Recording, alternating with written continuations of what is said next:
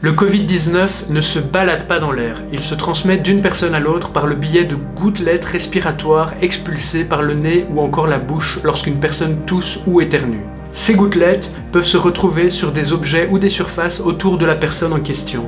On peut alors contracter le Covid-19 si on touche ces objets ou ces surfaces et puis qu'on se touche le nez, les yeux ou la bouche.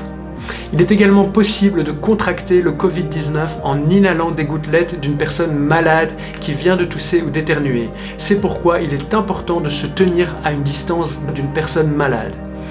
Les coronavirus peuvent rester sur les surfaces de quelques heures à plusieurs jours. Ceci peut dépendre de différents paramètres, comme le type de surface, la température ou encore l'humidité ambiante. La période d'incubation du Covid-19 dure de 1 à 14 jours et le plus souvent autour de 5 jours.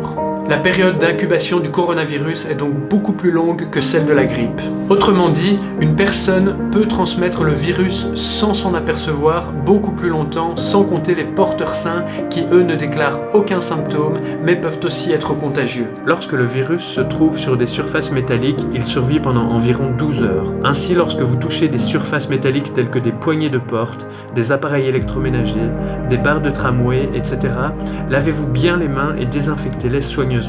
Le virus peut survivre niché dans les vêtements et les tissus pendant environ 6 à 12 heures. Les détergents normaux peuvent le tuer. Pour les vêtements qui ne peuvent pas être lavés tous les jours, vous pouvez les exposer au soleil de façon prolongée. Le Covid-19 ne résistera pas. Certains médecins ont déclaré que la prise anti-inflammatoire pourrait être un facteur d'aggravation de l'infection. Selon certains experts, une deuxième vague de contamination va toucher des gens plus jeunes, même sans antécédents médicaux.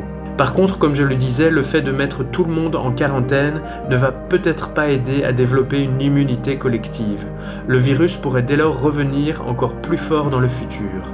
Un autre danger réside dans le risque de mutation du virus qui le rendrait encore plus virulent, même si c'est quelque chose qui arrive fréquemment chez les virus.